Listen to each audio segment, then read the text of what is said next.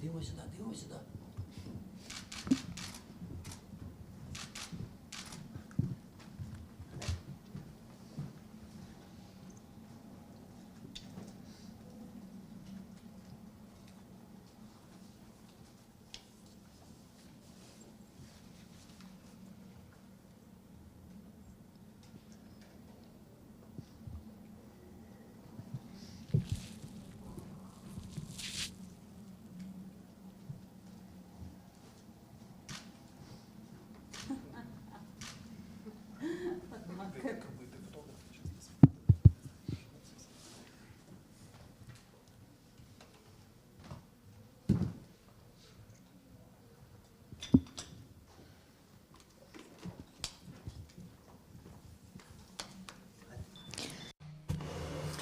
Good afternoon. It's my pleasure to see everybody who joins us in Ukraine Media Center Ukraine Forum. My name is Olga Atamanova. It's been 10 years of the war, and today is day 635 of the full-scale invasion of a homeland by Russian aggressors.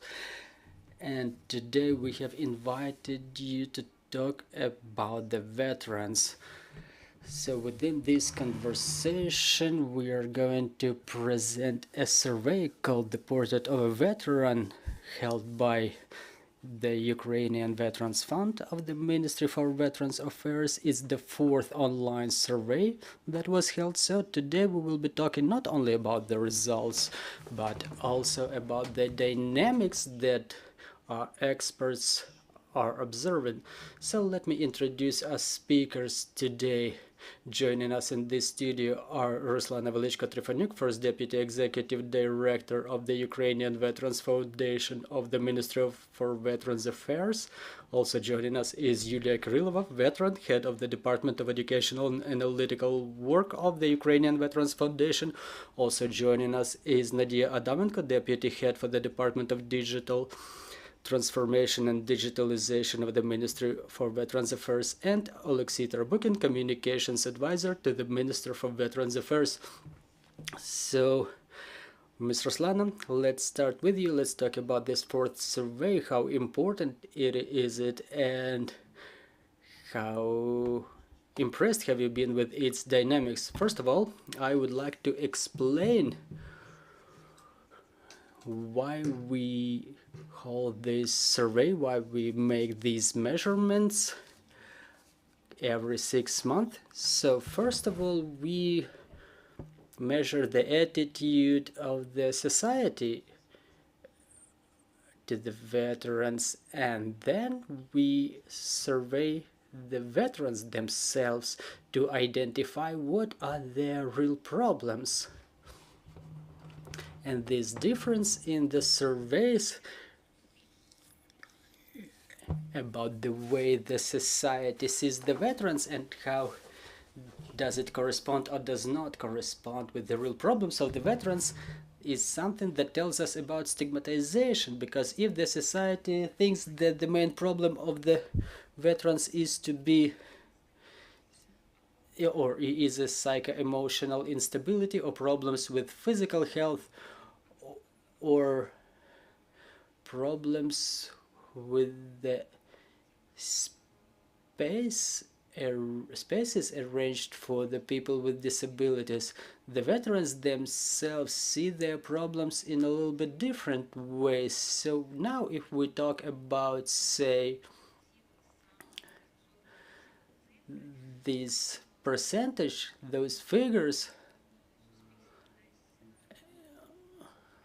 if the society says that the veterans have psycho-emotional problems and the society sees it as problem,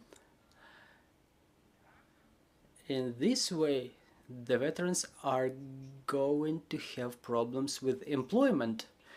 If the society has an opinion that veterans are emotionally unstable, however, the veterans themselves see it in a different way. So this is exactly why we make these measurements, why we hold these surveys on a permanent or regular basis, to understand how the society treats veterans, how the society sees veterans, and to identify the problems on veterans' side, to understand when this stigmatization emerges. We can say that it's already there, and we have to start working with this problem already. And it's very good, for example, that the society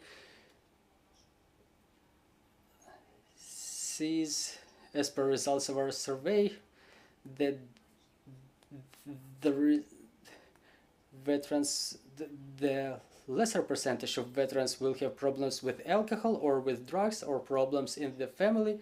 And in this way, the society says that they don't feel any threat from the veterans, which is already good. But we have to pay attention to these psycho-emotional problems, and we have to work with them, and we have to explain it to the society that the veterans are not just one single type.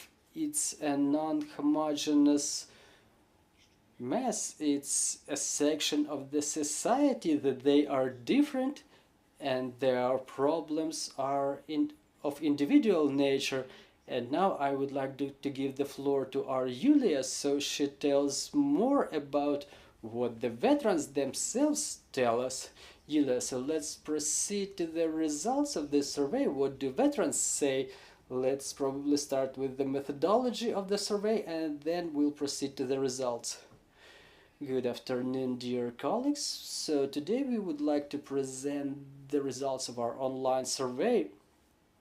In September this year, Rate and Social Group was held in a nationwide survey of the society about their attitude to veterans, their needs, probably problems. And we also made an anonymous online survey. We did this thing multiple times, and those surveys proved to be an efficient tool that reflects the key problems and sentiments among this target audience. And I would like to say that this survey is not quite representative, but it reflects the social demand of this target audience. It covered 2,157 respondents, the veterans, both male and female. So 86.6% were male and 13.2% were women. By age, among the veterans surveyed by us, the prevailing age category are young people. So we can say there are people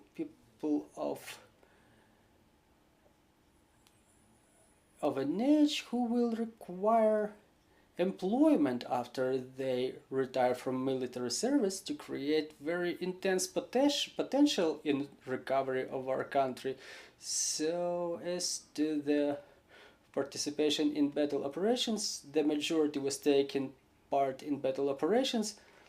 40% of them were taking part in battle operations after the 24th of February 2022, and 27% are the veterans of ATO who rejoined armed forces after the 24th of February, and 22% are those who are currently veterans retired from military service. As to the status of the respondents,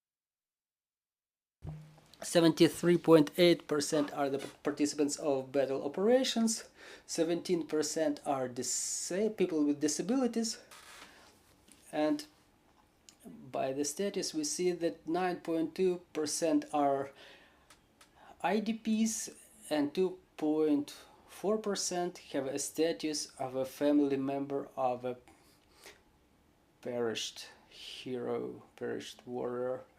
So in this survey we've decided to ask us to compare whether the government fulfills its obligations before the veterans, and we were asking the veterans whether the government fulfills their obligations in their opinion.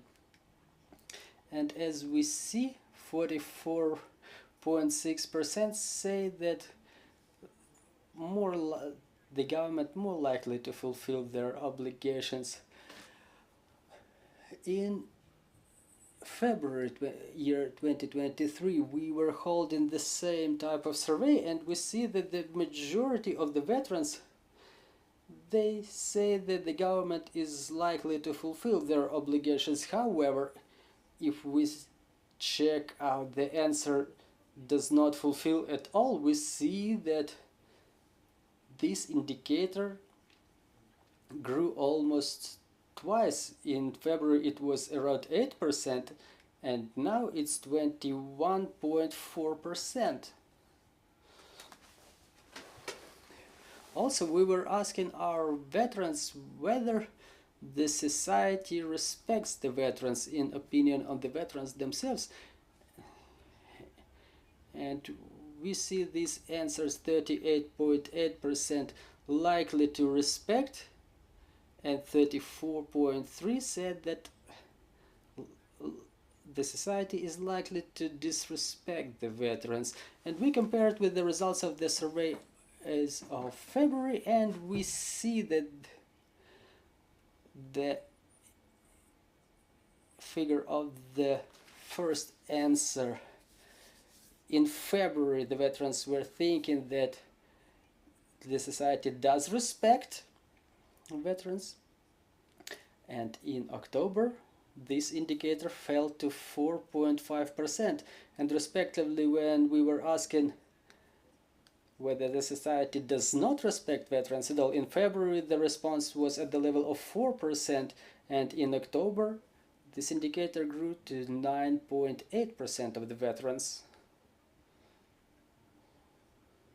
So if we ask the veterans to evaluate the degree of probability of different risks in them, very likely the veterans said that they may have problems with physical health, 55.2%. 53.8% say that they may have problems related to psycho-emotional instability, and 53.2%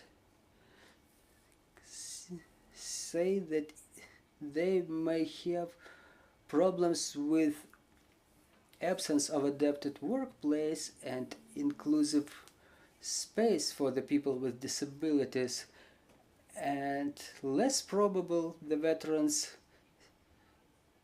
see the problems with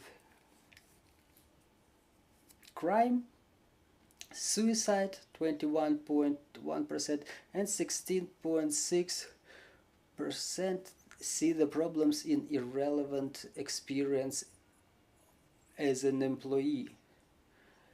When we were asking about the level of satisfaction of their needs for the time being, we see quite interesting indicators. When we were asking about psychological support, the level of provision, there was a scale from 0 to 5 points, and the availability of psychological support was evaluated at 4.8 points. Meanwhile, 35.5% think that psychological support is not provided at all. The same story is with the legal support. Only 3.5% give 5 points to this type of support, and evaluated as absolutely non-existent is almost 35%. As to the advisory support, about 15% evaluate this category as fully provided with this support, and about 50% say that they are almost not provided with this type of support. As to the medical support. As we've seen from our previous questions about probable risks, everybody evaluated it as probable risk, problems with physical health, and we see that physical rehabilitation or prosthetics is evaluated by our veterans as quite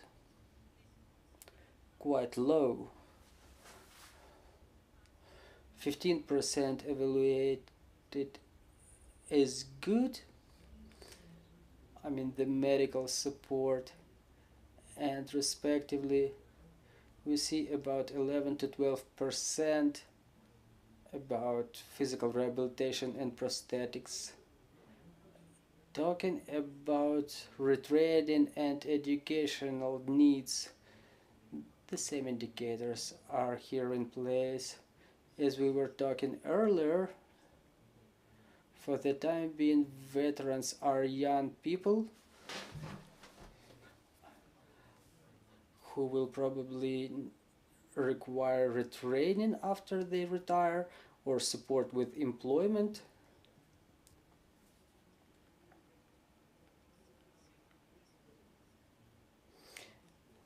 And those educational opportunities are evaluated at quite low level, 0 and 1.36 and 36 and 5, 24 and 1%, quite low indicators. The veterans evaluate the preferential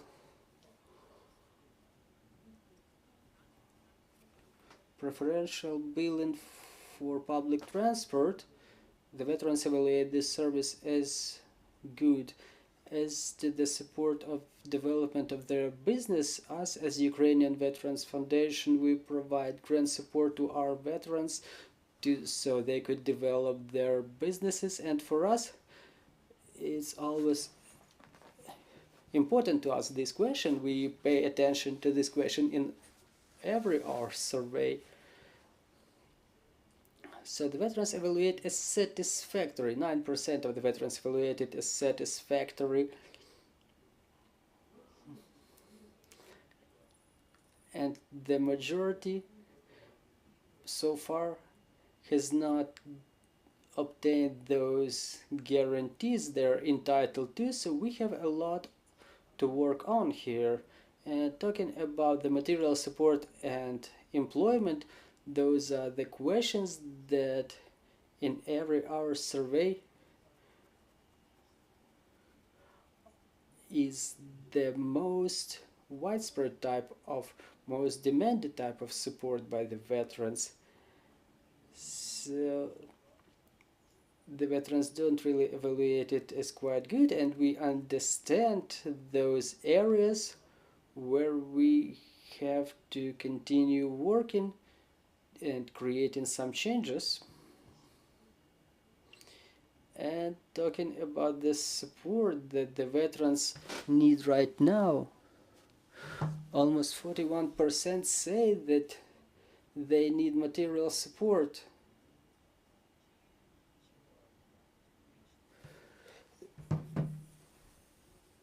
And more than 18% say that they need medical support.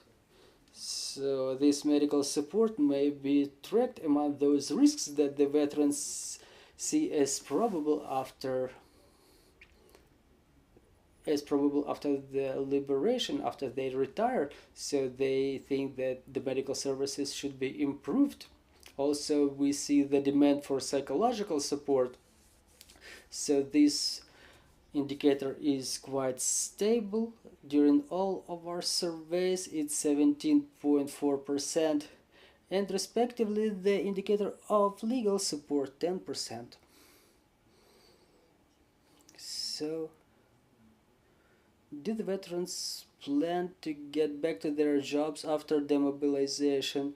Here we track quite interesting figures. If we compare it with the previous surveys, more than half of the veterans say that either don't plan to come back or it's difficult to answer. And in reality, the reasons may be quite different for them not to come back to their previous jobs. When we were making a more profound analysis, the veterans themselves were saying that their interests and needs are changing and they would like to develop in other areas or to establish their own businesses. Some of the servicemen say that during their service they were fired from their jobs.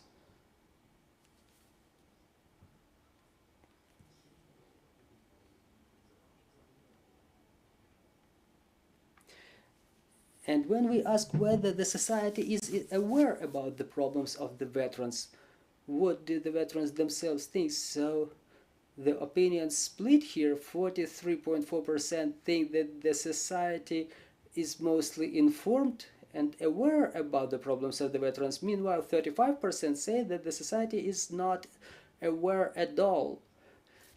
So we can track some differences here. And talking about the nationwide survey, I would like to say, in the opinion of the society itself, when we were making a comparative analysis, in the opinion of the society, they think that the society is now better aware of the problems of the veterans in civil life. And when we were making a demographic analysis, the phenomena that we've identified, that in the families of those surveyed, those indicators have grown, which means that the presence of the veterans in these families, or presence of the veterans among the friends of those families, is a results in such awareness. It's not because, which says that it's not because the people are looking for this information, but because they have veterans in their close circles, close crowds, among their friends, among their families, and this is why they become aware of these problems.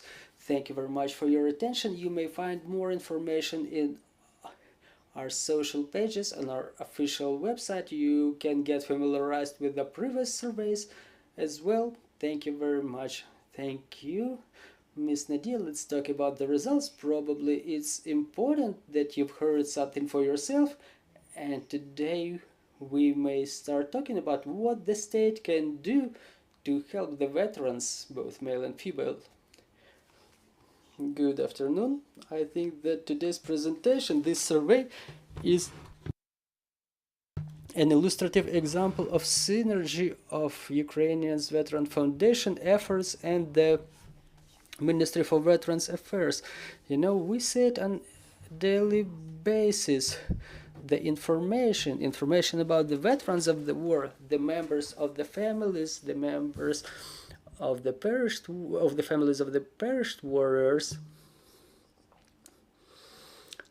or people with the special merits, the participants of the Revolution of Dignity. Those people are all on the joint register of the Ministry for Veterans Affairs, and we sometimes evaluate that information as just statistics on the register. And really, maybe only within the last couple of days, including the weekends, we were discussing it with my colleagues, the needs. So what was the statistics that we were taking from the register? So if we talk about the breakdown by regions, the number of veterans of war, what is the gender breakdown? What fraction of the veterans are female? So we were analyzing the data by categories, by regions and communities. When we were talking about this project that we actively develop, the Veterans Aids, to understand the needs of the veterans, we have to understand the number of the veterans in those territorial communities. But thankfully, our register is not only about the quantity data, but it contains a lot of other information, and in compliance with the legislation, we have to accumulate the data about the extension of material help, material aid, and also about the employment, about the provision of psychological support, the provision of compensation for destroyed property. So all those details are actually important, and we have to integrate our databases with other registers, so there is exchange of data, and we operate some general data here, and the general picture that may exist is the full statistics of the register. And as I see on a daily basis, as this register is being, as the data is being added to this register, it's the fundamental thing for everybody to get an understanding of the huge amount of work that we had since year 2014 to 22, that there was a growth of data in the register. And I would like to remind that starting from the year 2014, the first register was the register of participants of anti-terroristic operation, but we've built it in such a way that in the year 2018 the register of veterans of war was started in its development, and now we have data even about the participants of the World War II, and on a monthly basis we get more details about new participants of warfare, and the last figure was 20,000 for one commission only, and there are more than 30 such commissions. So we understand how much work we have to develop the new veterans policy for those who are covered by this survey. You see, it's the working age of 40-45 years, the majority of the respondents, and this general outlook is necessary to actualize the specific areas that allow us to prioritize the work in this or those programs. However, I was touched by the words of Ruslana. She says that figures are figures, but it's an individual thing. It depends. You know, the registers, the data of such sociological survey is not about the figures, it's about the people. And regardless of the fact that there are more than 1 million of people on this register now, it's all about individual stories. Where are those people? Unfortunately, some fraction of them are in the battle area of battle operations, and someone keeps working for the sake of the defense of the state. But the point is that many of them come back to their communities on a daily basis. And this is where we come to this issue of data personalization as people come back to the civil life. So we can say 2%, 10%, 50%, but it's one individual who was injured, they got an experience of rehabilitation, and they come back to their communities. So what we do in the Ministry of Veterans is an electronic service, the application for individual path of transition to civil life.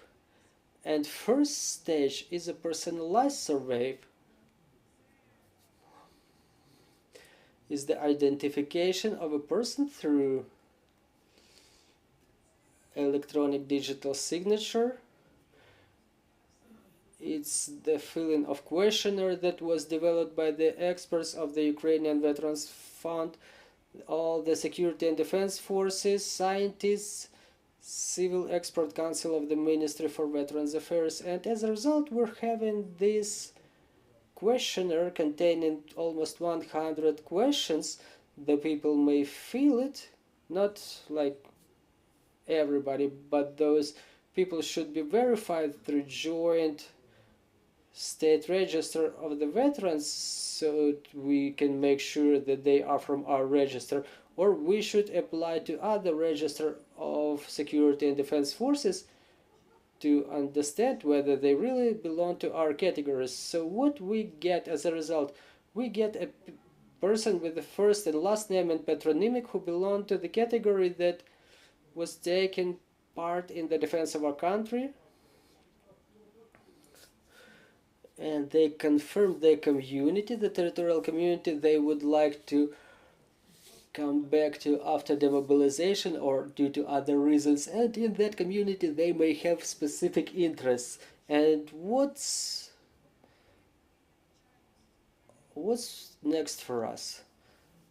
So as we study the issue of transition back to civil life, so there are classic approaches, there is global practice, and we see that such transitions are happening in the communities. And questioning or surveying the veterans is one thing, but social and economic capabilities of the community is a whole different story. So what we do is building of a regional policy to reach out to every community so we can understand that these are the problems that we have and how we as a state and a community can ensure the development of those problems, so it's not left as a need itself, but that need is covered. And interesting things are happening here, because not all of the communities are economically capable. Some of them were preferential and subsidized even before the full-scale invasion, and after the beginning of the full-scale invasion, situation got even more complicated, and we should find the way to build this bridge. So we started our pilot project in Vinnytsia, where we gather these capabilities of the communities, and we're surprised to see that from one community only we've got more than 1,300 different types of services. For example, there is a problem of these prosthetics, which is covered by the law. So let's not forget about the members of the veterans' families. There is a lot of services for the members of the families, like dancing groups, which are free for the family members of the veterans, and we should be aware of those capabilities of the communities, and only under the conditions of decentralization and synchronous work we may realize the coverage of all those needs. And we have to understand that every path is individual. Some may insist that they need material aid, period. Yeah, we see that almost 50% say so, yes, but what we also see is that our demands are classical: material aid, psychological support, physical rehabilitation. But for example, if we add opportunities here, for example, opportunity to be an active participant of political activities of a community, maybe some of the veterans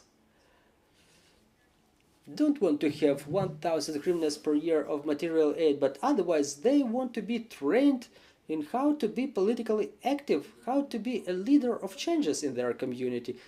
And that's a whole different type of demand.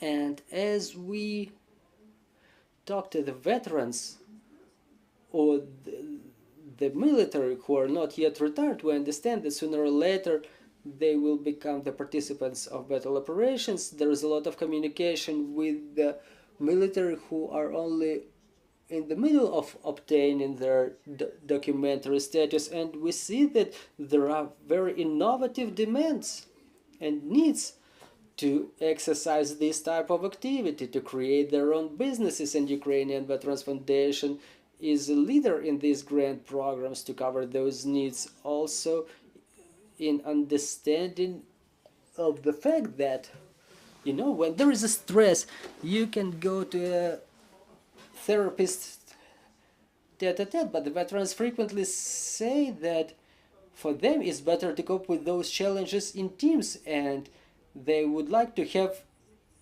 a support group organized together with the families. It would be a place of rest and a therapy to support each other.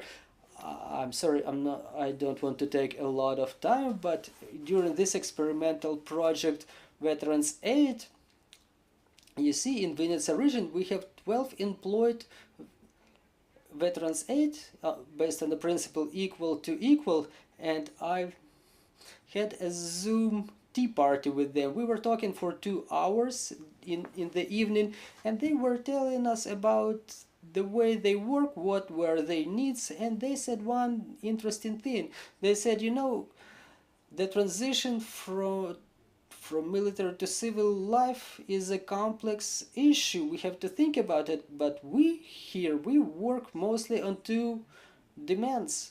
First, we support those who are currently in the hospitals because it's the most complicated thing. We are proactive, we go to the hospitals and we provide some complex advice, consultations to help to the best of our capabilities. And then in the public spaces we meet to support each other and to communicate each other about the different demands and needs. This is why this survey tells us a lot of things about where we should move to, where we should get prepared, and how to develop this individual policy of coverage of veterans' need and the capabilities of specific communities. Thank you very much, Mr. Alexei. Really, the survey is quite important, and unfortunately we see it looks so that the main indicators, the most important indicators, are falling. We see that after half of a year, it was not a lot of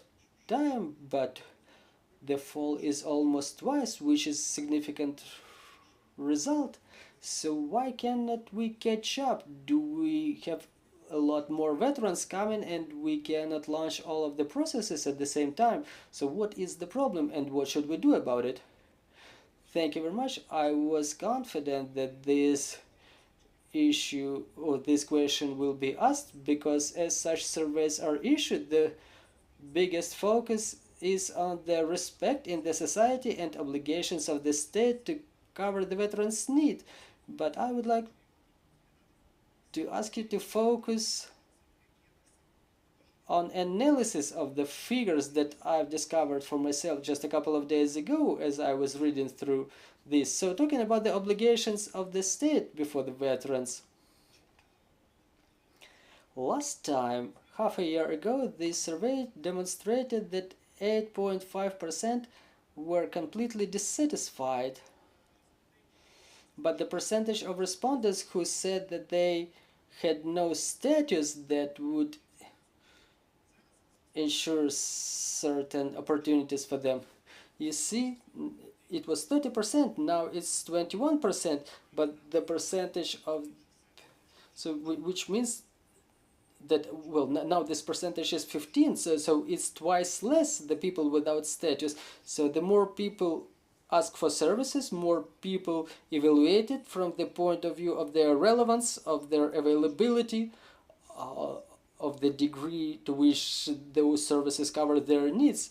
So in my opinion, it's not about the deterioration of services, but it's about the fact that the veterans evaluate the quality of services more thoroughly and they articulate it better. We see that now in the information space, there's a lot of statements about the opportunities for the veterans, what the state can do for the veterans. It's one of the pressing topics, and the quality services should not be a merit of the state. It should be a norm which is not articulated, not something that you can get tapped on your shoulder for, because it just should be so. But if a service is provided in a non-quality way, it should be emphasized, because this is when we see where we should continue working, which way we should be moving. So I see no Indicators of deterioration of services. Yes, now our system is facing a huge workload. When the services were not adapted for such a number of recipients. But again, if we check out those figures, we see that the basic needs that the veterans express now and in future, it's medical support, rehabilitation, prosthetics, psychological support, everything that we already know. There's nothing new that we discover for us. We understand that there are problems that are being worked on. Talking about material aid, on this graph, it correlates with the development of the veterans' businesses and entrepreneurship. It's not about the veterans requiring certain amount of money. It's about their need for opportunities so they could cover the needs of their families.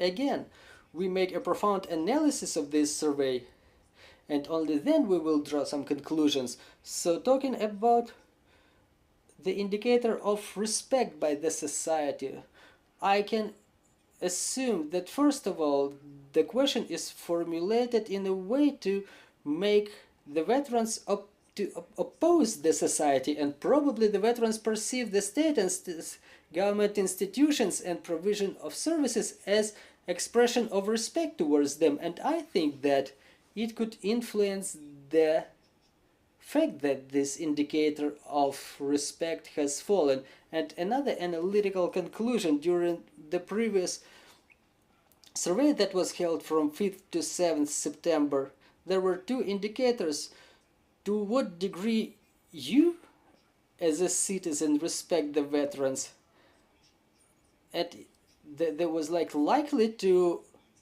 respect, it was 94%, and to what extent the society trusts or respects the veterans. So you see, and the indicator was way lower, but when people on individual basis, when they are being asked personally, they say that they respect the veterans, but when they see the section of the society, they don't see some huge respect. So this is something that we have to analyze again. We clearly understand that there are problems. Everything I'm saying now is not to say that everything is fine, but it's about the fact that we're not degrading. It doesn't necessarily mean we should not react. We understand it's a red light. We should orient it, that it should become a benchmark for us. It's another survey that confirms that we have to make a complex reform of legislation in this sphere of veterans support. We have to implement strategic projects like veterans aid, and both local projects like compensation for acquisition of housing. We understand it, and please don't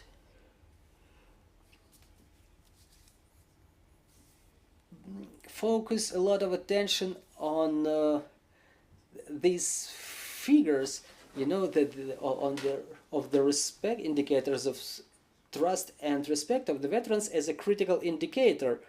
Thank you.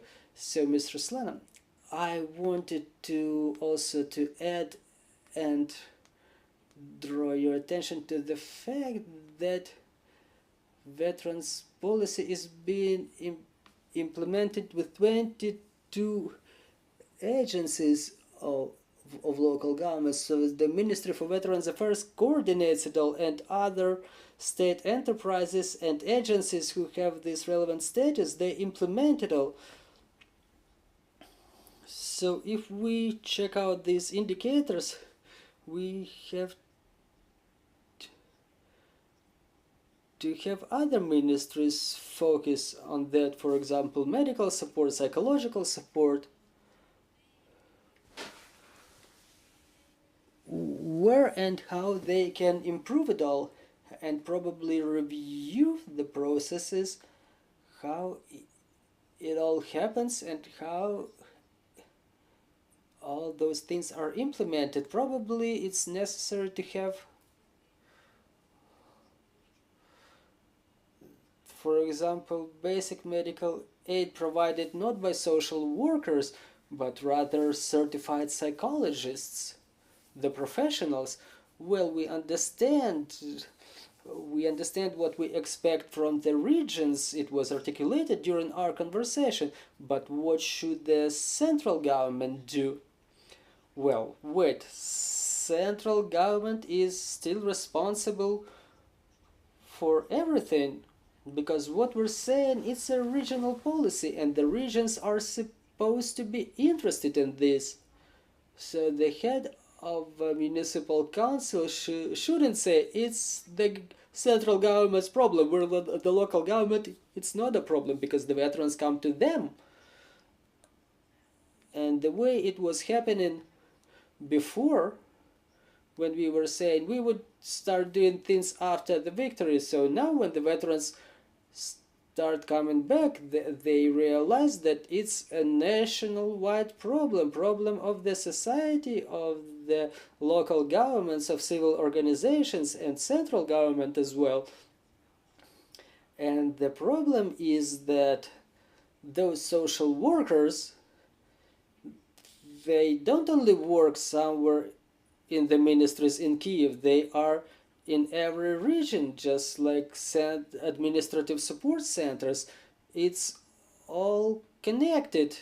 Just like we were mentioning stigmatization, that there is a huge gap between what the society thinks about the problems of the veterans and what are the real problems of the veterans in veterans' opinion. So a huge role here is played by the civil organizations and civil society, just like the journalists, because the problem of stigmatization is something that they can very well work with. So solving this problem that we already have and that is still ahead for us and that may even deteriorate if we stay not united, if we don't fix this problem altogether. So let's try to specify what we expect from the civil unions in the regions, civil organizations. How can the civil society help to support our veterans? Well, I can give you an example of the United States of America. It's not like everywhere legal advice is provided by the government institutions and government agencies. A lot of legal clinics are established, legal advisory boards are established there at private companies, at university campuses, at the expense of government funds. They provide those services. Now there is a contest of civil organizations going on, and we were announcing during this contest that there is also the contest of civil organizations for the support of the veterans. They can also work in this area too. They can work on psychological rehabilitation through sports, for example. So organizing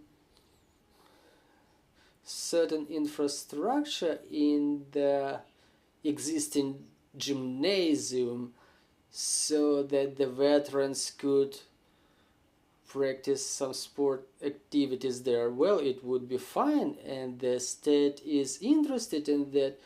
We keep walking around and we shout it out loud. People, come on, let's work together. It's difficult, yes, it's difficult, but let's work together, because waiting for someone, some ministry or 2 or 3 ministries to go to deal with this problem, well, it's a little bit naive. I apologize. Thank you very much. I would like to invite our guests and colleagues to ask their questions. Yana Lomoshenko, Ukrainian Forum. I'm having a question about the employment of the veterans. And how can the government encourage the employers to employ the veterans? And another question in the same of the same type. Talking about the veterans who want to start their own business, we were talking about the grants here, maybe, but maybe there are some trainings that you plan to organize for this matter. Well, talking about the employment, we are in a stalemate here because the job market, as we can see, started transforming. It started transforming since summer, and for the time being, the question is mostly about the fact that many businesses ask us to develop the program for adaptation of the veterans in their companies. At the same time, we have programs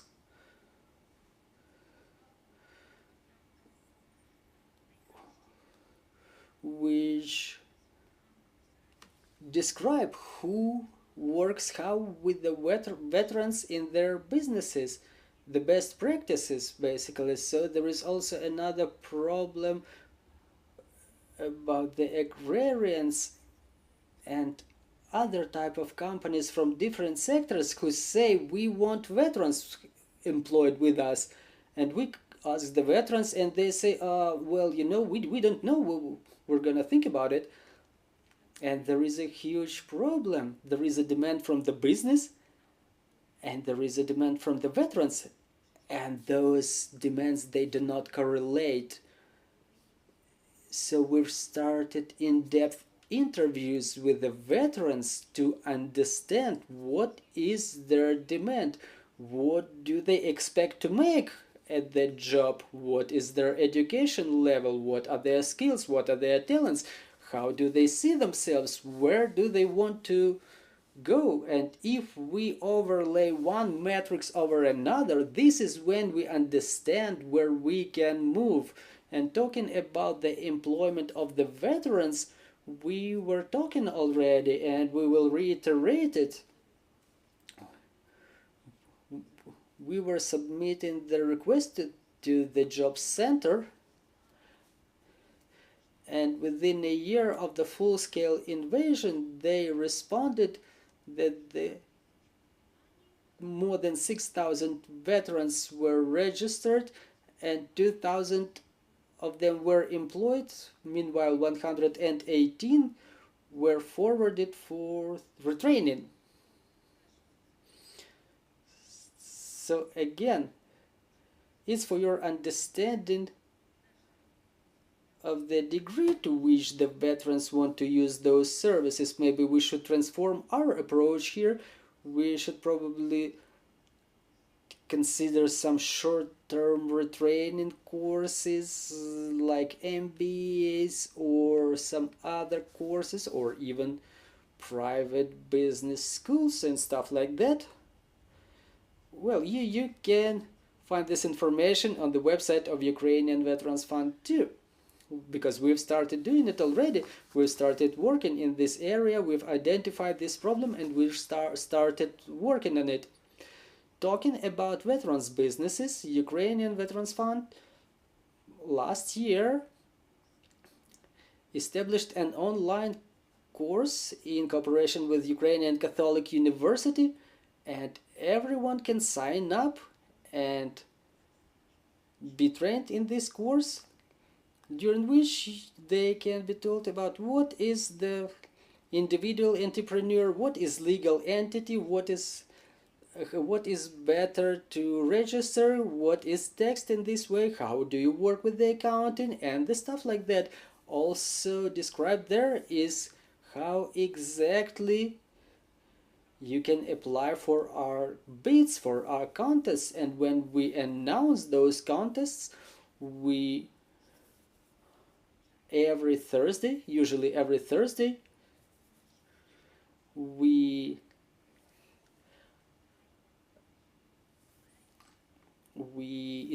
have advisory sessions during which we explain how to fill the application, what the expense articles are prohibited, which ones are allowed.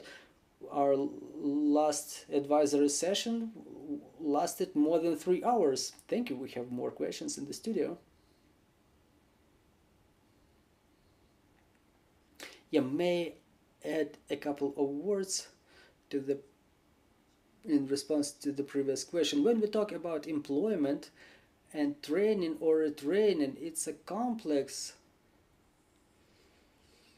Ruslana said it right, that in fact all of the central government ministries, agencies work with the veterans policy, and when we talk about employment, we talk about the state job center. And just yesterday I've seen there is an option to sign up for professional technical education course, and I think about there are 1500 of such offers of such courses or training programs. But training or retraining cannot be a goal itself. It should be oriented for employment, because the result of transition from military life to civil life is a successful employment or private entrepreneurship. Why I've taken the floor from Ruslana today at 8 o'clock. I had a Zoom meeting and we start to create the electronic register of educational programs for the veterans, and there was a number of general criteria. In fact, in our program of professional adaptation we have our budget for training, but it's important how to get it connected with the training. So developing these criteria, we were paying a lot of attention to the practice. So it's not only theory, but it's mostly practice, and it's important to have this criteria in the veterans program. And there should be grants for potential employers, so you could enter eveteran.gov.ua, pick your application for a training course or refresher training, and you can choose whether you want to improve your soft skills is one program, or I want to get employed, that's another program. I need more fundamental program, and this fundamental program, it's a mandatory criteria for us to try ourselves as in business or in a government institution. And this is what Ruslana says. It's important to have the demand of the employer and the veteran to match, and we should implement a number of practical steps here. It's very complicated. We're now re-engineering all of our services, because one thing is writing concept and to say like something doesn't exist and we need it, but another thing is to have an existing service re-engineered. I'm talking in IT language, so we break down those services and we try to build it in a different way. So education and employment is the most difficult service that we are re-engineering now, and the civil society that you are asking about, a colossal role can be played by it, because popularization of the professions, of the demanded professions demanded in different regions, in different communities, and creation it, like in the United States, we were meeting civil organizations which are in fact HR agencies for the veterans. The veterans themselves, they make those civil organizations, they find those contacts from the employers, or it's cool to have a civil organization which works in IT or veterans organization, which can develop a portal connected to Rawota.ua, work.ua, and to put a tick veteran friendly there, so it can be added to some application to demonstrate that these or those employers want to see veterans employed with them. Yeah, we had another question in the studio. Dobro. My name is Demjan. I'm with Australian Media as a freelancer, but I'm also a medic, an instructor, and a veteran of this war for 9 years. Over that period of time, I've tried to contact the government in terms of the concerns of veterans, because I have a background in criminology, criminal justice, and forensic science. In 2016, I conducted an 80-question survey of veterans and I presented these findings to the European Court of Human Rights because they were very concerned about how they were being treated in Ukraine. This year I've done the same thing, and 2016 I had 15,000 responses. This year I have over 5,000 responses, and I intend to get to 15,000 responses again because the European Court of Human Rights wants to know the changes since 2016. I've written on behalf of myself and other veterans to all three of you in the last few months, 3 times, and got no response. So the veterans that I've talked to, that I've written on their behalf to each of your organisations, have asked me what's the point of veteran organisations if they're not even going to respond to your emails. And I said to them, I will try today, talking to you, to ask this question: why is there little response to the veterans out there, not just myself, but many others on the front lines? Why there is either very slow response or no response at all? Хто візьме на себе відповідь? Well, who is going to answer?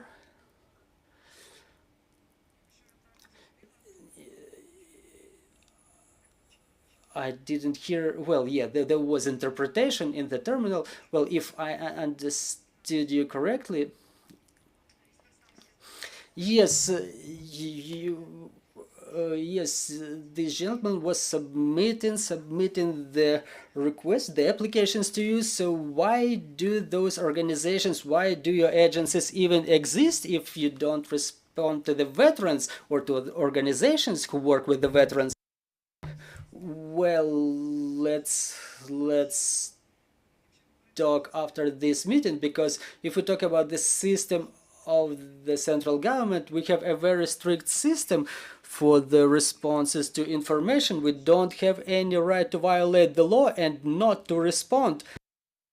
There was a response for sure. If there was no response, it's virtually impossible.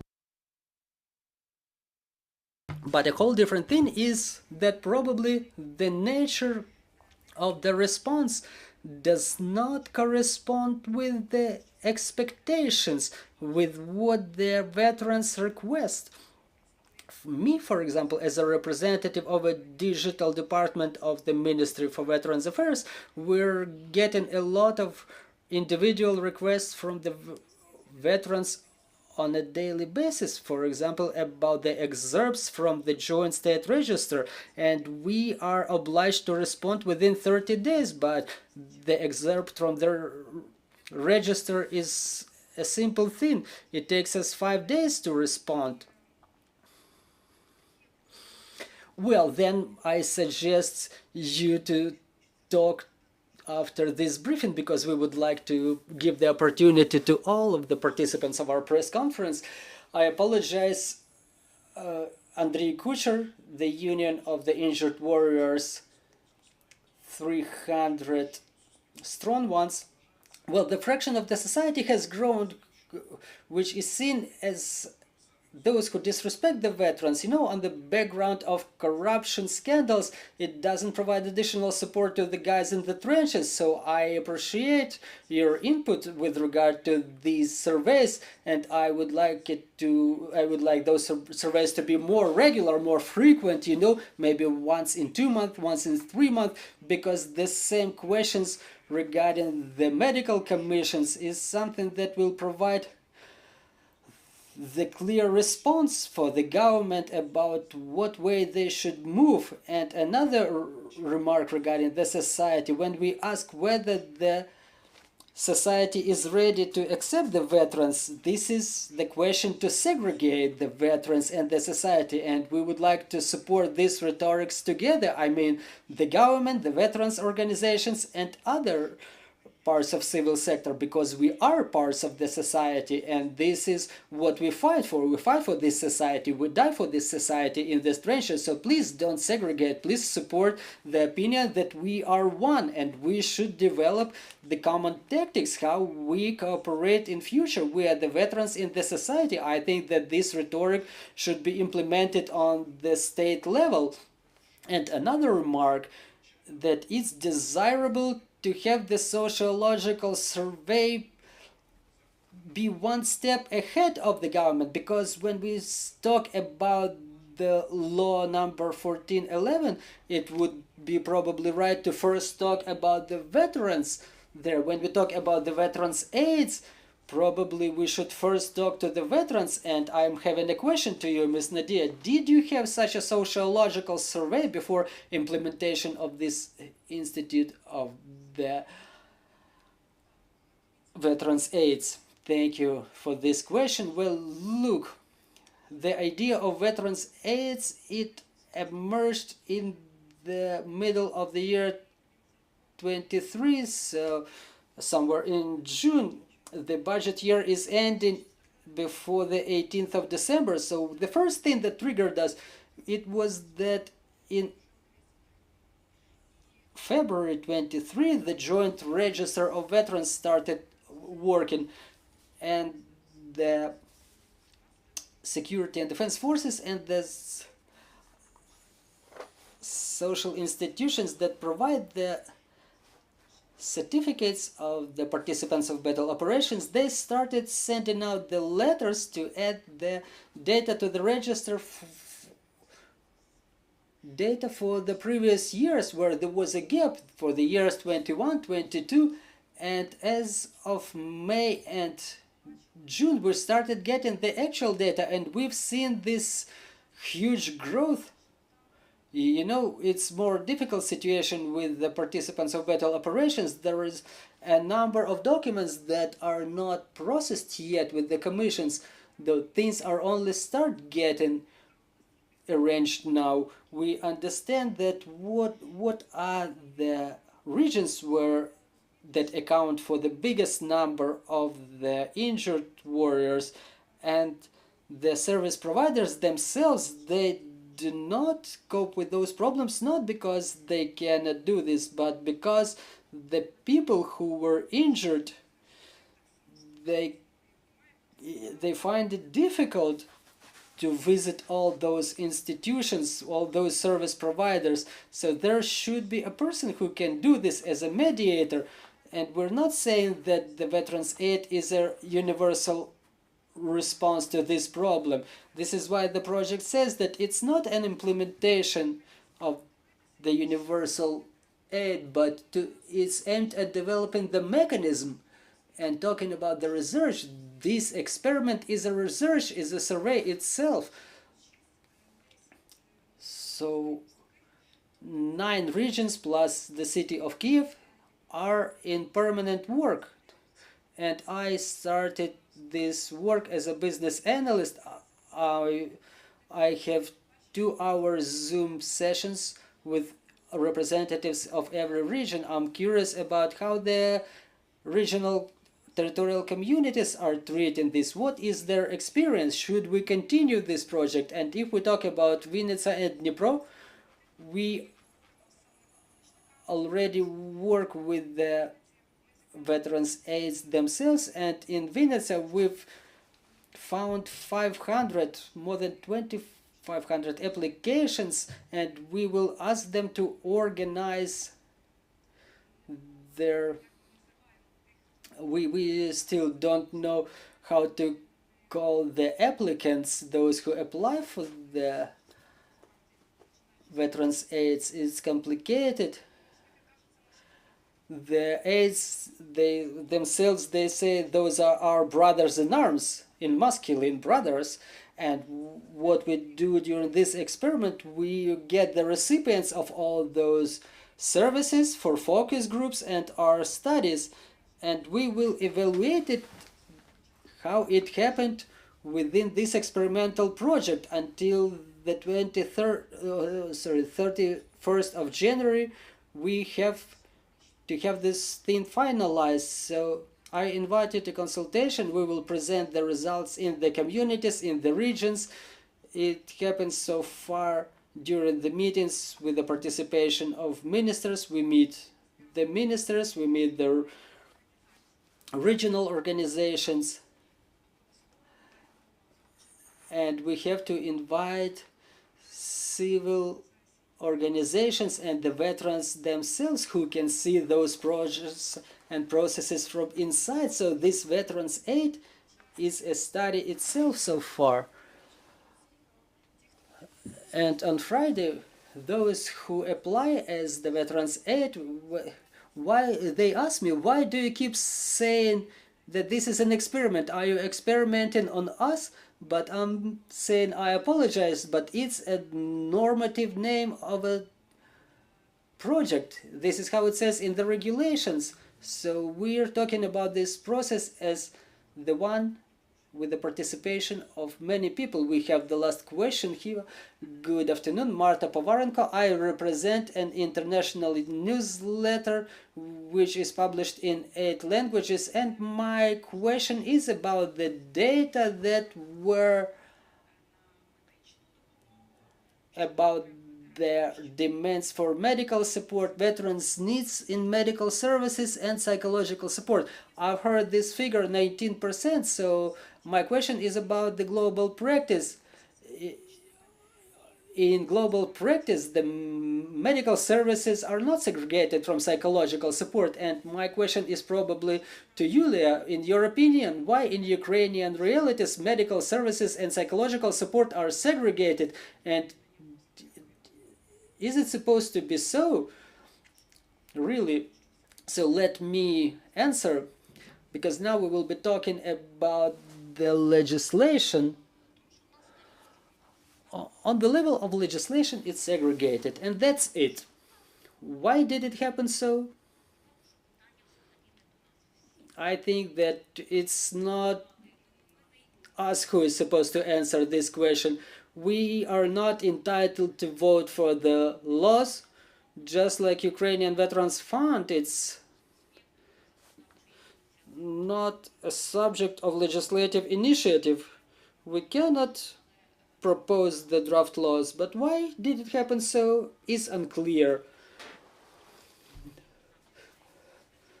The primary or basic psychological support is provided by medical service representatives, and some medical services are provided by military hospitals, and there is also a civil component there, the Ministry of Health. Well, that's it.